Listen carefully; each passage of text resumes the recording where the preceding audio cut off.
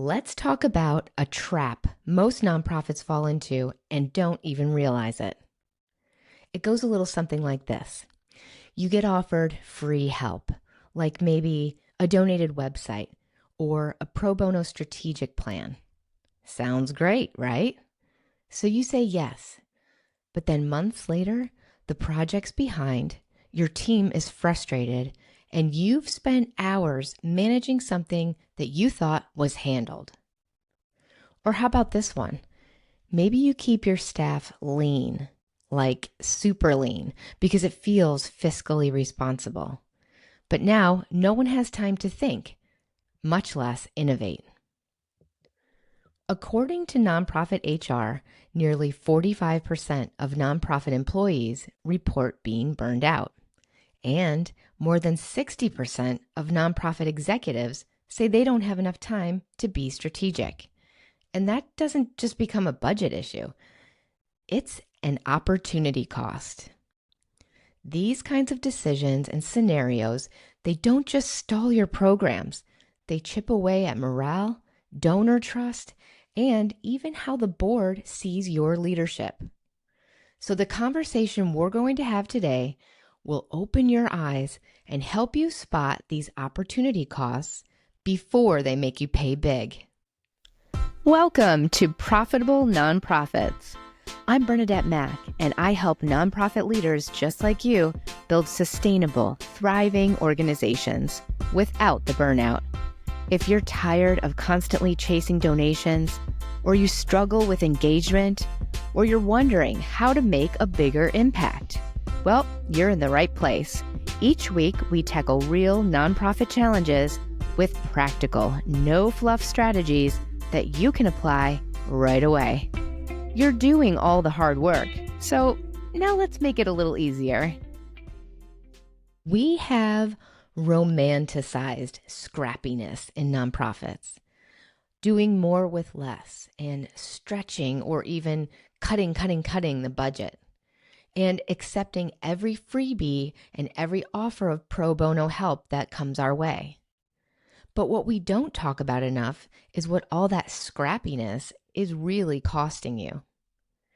Every time you say yes to a free project, you're also saying no to speed, quality, and control. Every time you delay hiring the help that you need, you're saying no to impact, momentum, and peace of mind. Every time you keep the team small to quote unquote save money, you're paying for it in burnout and stalled progress. And beyond the dollars and the lost time, let's talk real quick about the emotional weight. The guilt that you feel when you feel like you should be grateful for donated help, even if it's slowing you down.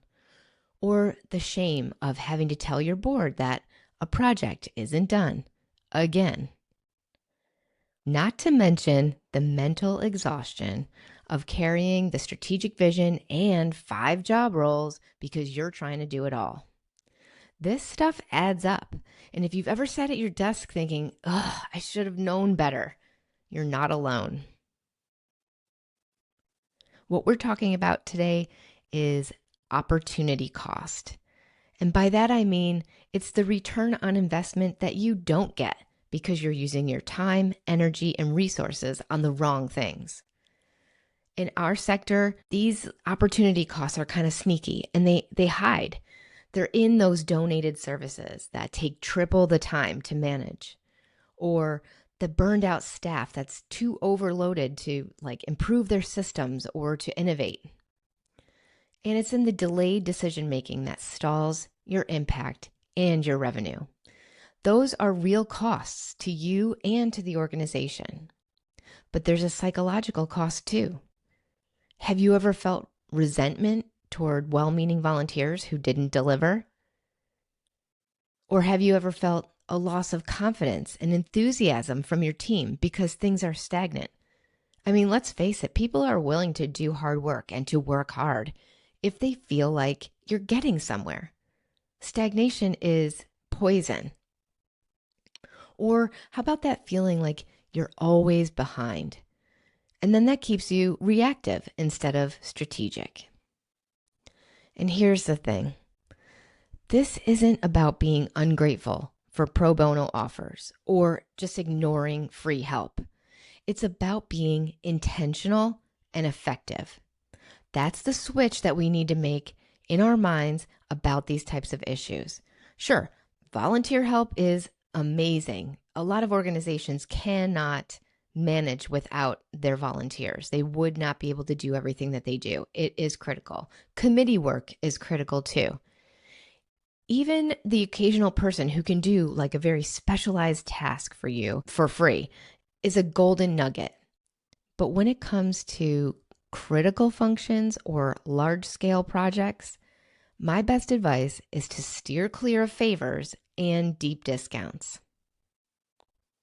Let's take a quick break and come back to talk about how to spot some of the sneaky culprits that are robbing you of opportunities to advance your mission and make tangible progress.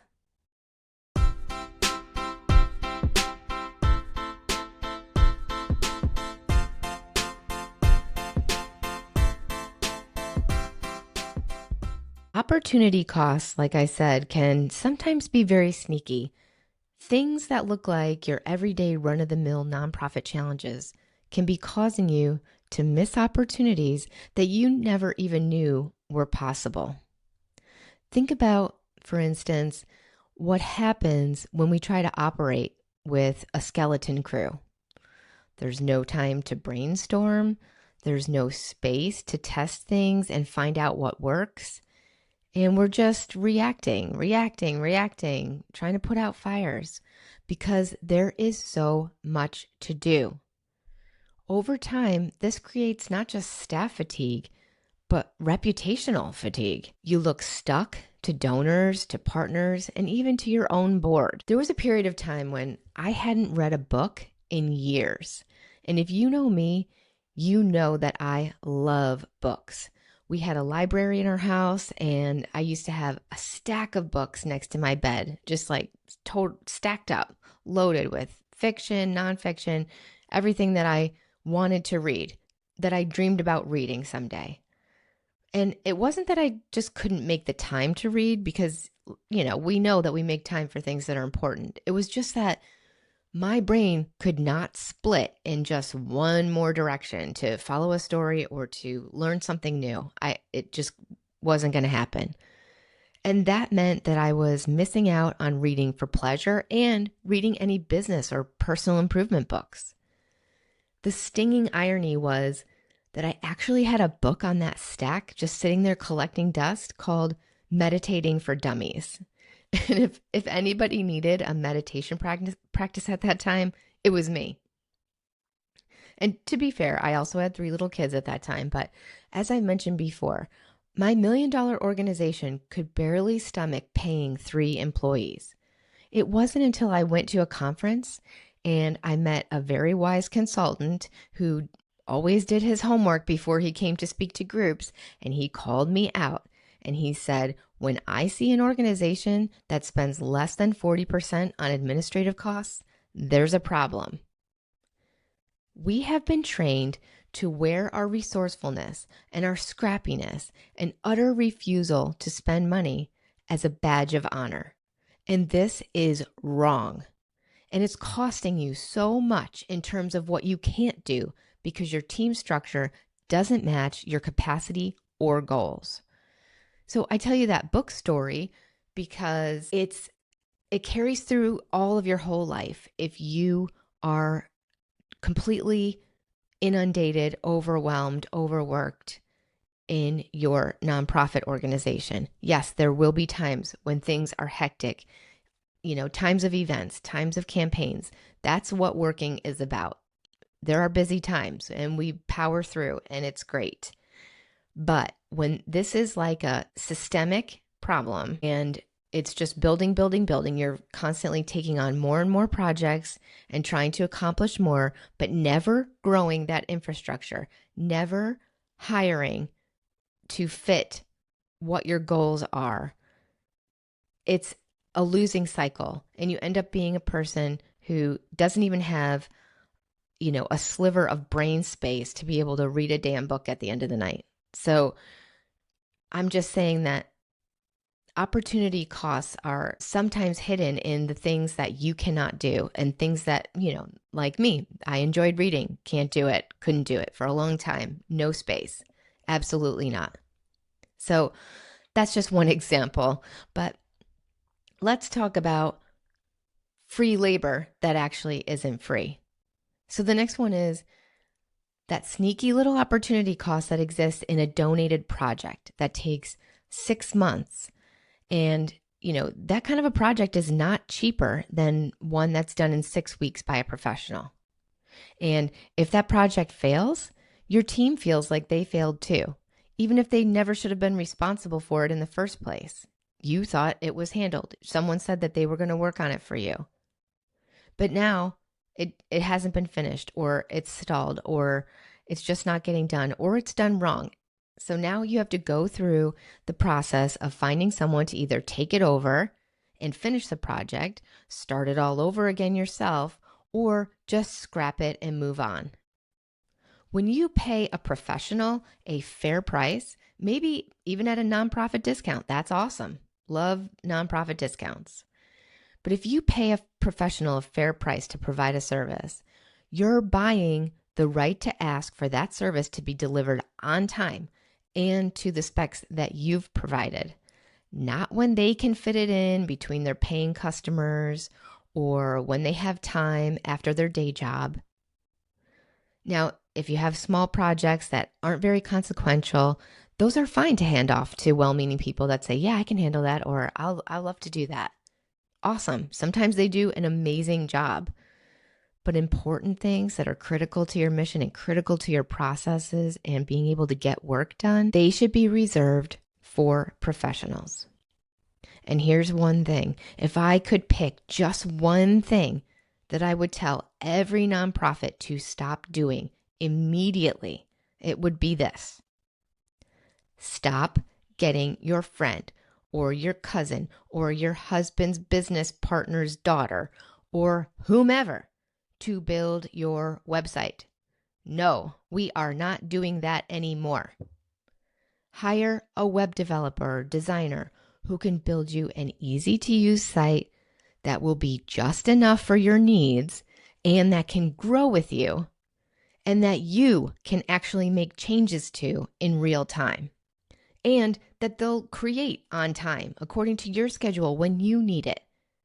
We'll have plenty more on websites and other episodes, but just hear this today. No, your uncle cannot build your website. Just no.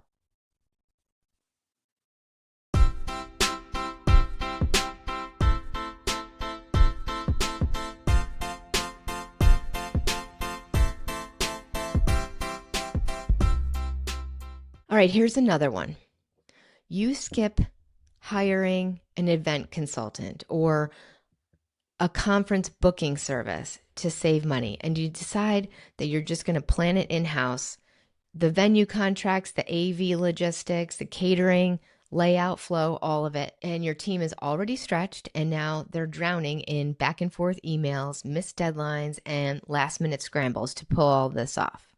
And then maybe on the day of, the signage is wrong, the AV has issues, the energy is flat. And even worse, your highest value attendees are wondering if your organization is as high caliber as your mission claims. And that's the thing.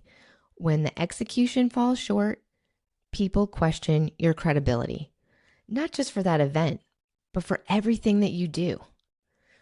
Bringing in pros isn't just about convenience. It's not because you can't do it. It's about protecting your brand, your standards, and your future invitations. Now, I don't know about you, but I'm not cool with being like, well, we're a nonprofit, so what do people expect? I mean, if you're a grassroots family nonprofit with no staff, it's, just people volunteering to do some stuff, and you're raising money in neighborhood barbecues or something like that, that's one thing, okay? That's great. But if you're a professional association or a membership group or, you're providing some sort of critical services, you need to have your stuff together if you want people to see your value and join or attend or shell out $500 a plate for your gala. If you can't hire a full event planner, there are services that you can still pull in to help you with the critical decisions and major arrangements. And then you'll have someone to call to help you out if things go wrong during the planning process. Trust me when I say that doing everything on your own or trying to do everything on your own is a sickness. And I have it. I fully understand. That's why people like me end up in nonprofits. But it's important to know the difference between tasks that require you to roll up your sleeves and pitch in and those that require you to call for backup. It's for the sake of the success of the organization. And along those lines, we have another sneaky opportunity cost, and that is saying yes to everything. And this one's a toughie. There is so much need in the world, and generally, people who lead and work in nonprofits, they have big hearts. They want to say yes to helping everyone, to taking on that new project, to expanding this service or that. But being a yes organization is exhausting. And I'm not saying you should be a no organization, not at all. Another thing about me is that yes is my jam. I have like a light up sign that says yes. And for a long time, my work mantra was the answer is always yes. But I didn't mean that literally. I always do everything I can to have a yes answer, even if it entails doing things a little differently than whatever that person who's asking had in mind. Maybe it's like, can we add a second fundraiser to the calendar? Yes, as soon as we hire a fourth person. Or yes, what can we remove from the fall schedule to fit that in? You get the idea. You say yes because you want to help, but then you end up looking scattered and your core mission suffers. And then over time, people don't trust your focus. The very best thing you can do for your mission is to practice discernment and have laser focus on your main goals. Even if something is a great idea, the cost of carrying it out is all of the other things you can't do in its place. Things like calling donors, meeting with potential sponsors, speaking in public, writing thought leadership pieces, and having time to think strategically. All right, how can we fix these little sneaky opportunity costs that weasel in on our work? What's a smarter way to spend our time, or a smarter way to spend in general? First of all, I'm going to recommend a time audit. Where is your team's time going? Where is your time going? What projects are eating up hours without delivering results, or at least some peace of mind? And listen, nobody likes doing this. It is a royal pain, but it is helpful to look at just how much each person is doing and leading and managing. You might be startled to see it on paper.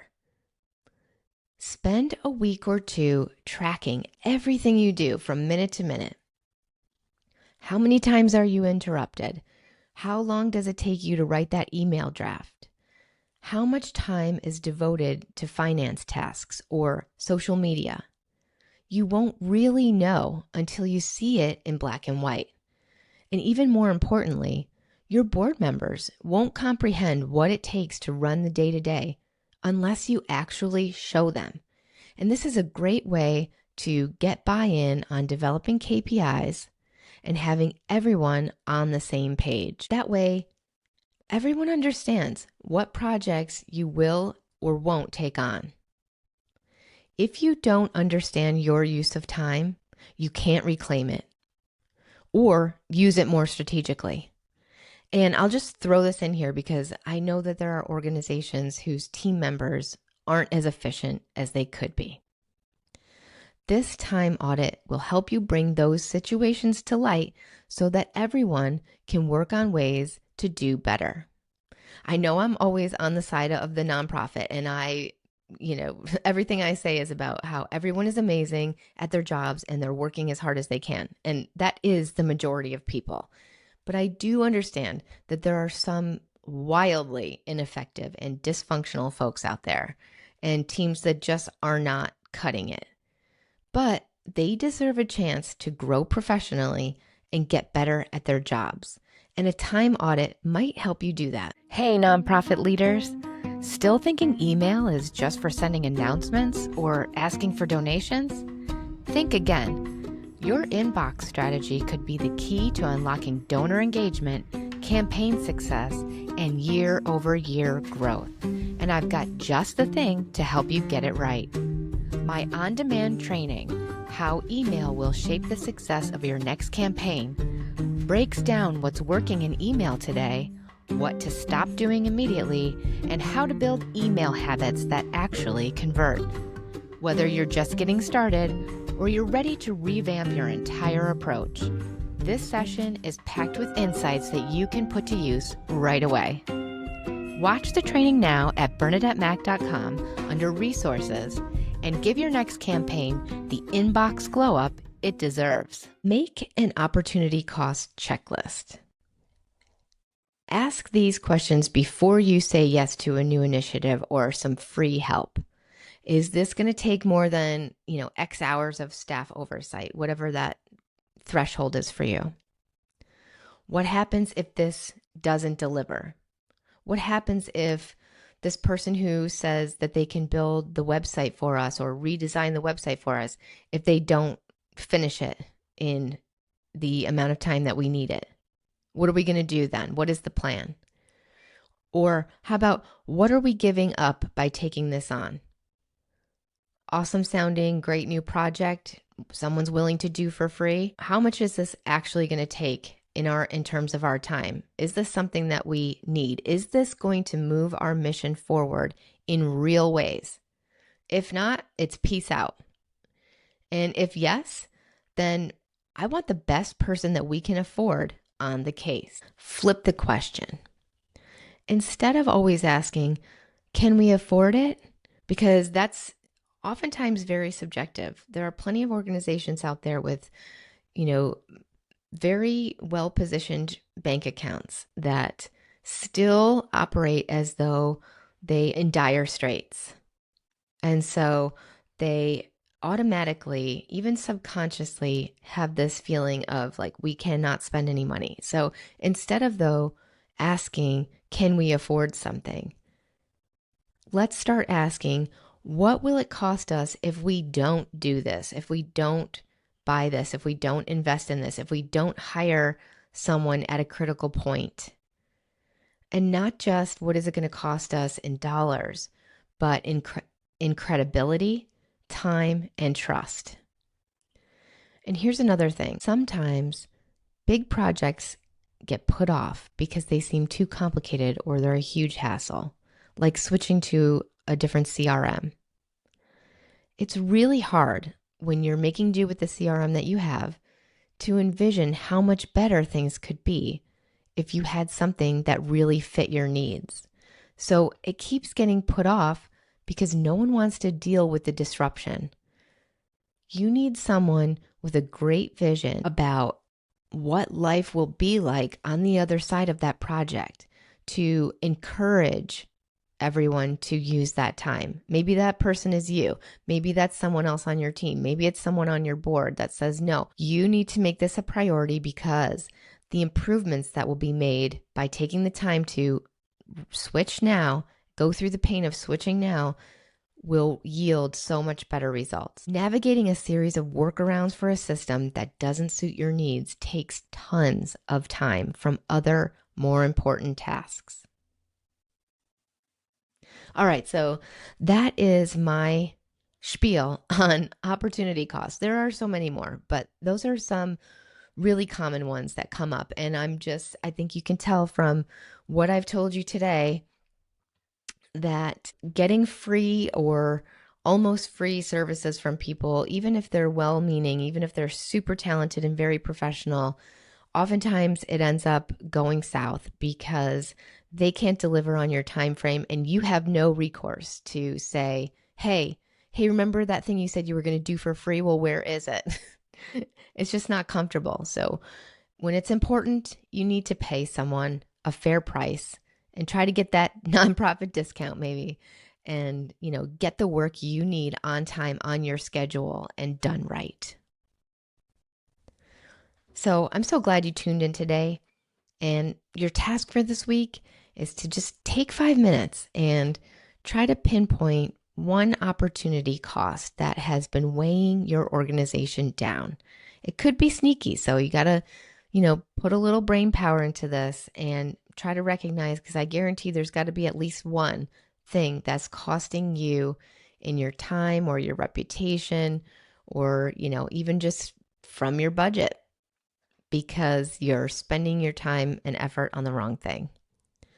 Maybe it's a project that has been almost done for like 6 months, or maybe it's a staff person on your team who's doing 3 jobs and now is starting to make mistakes because they're crazed.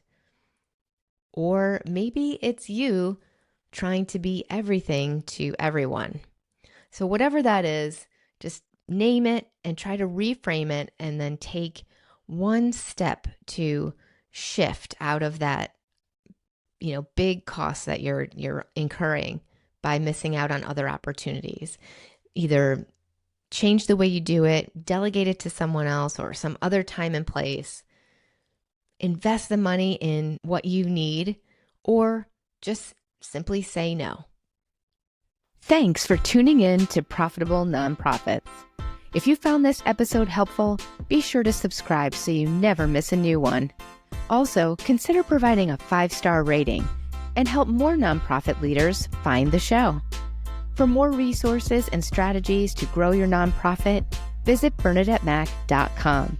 And if you have a question or a topic you'd love me to cover, send me a message or leave me a voicemail at 914-297-7692. I'd love to hear from you. Until next time, keep up the good work. And remember, running a nonprofit is tough, but you're tougher.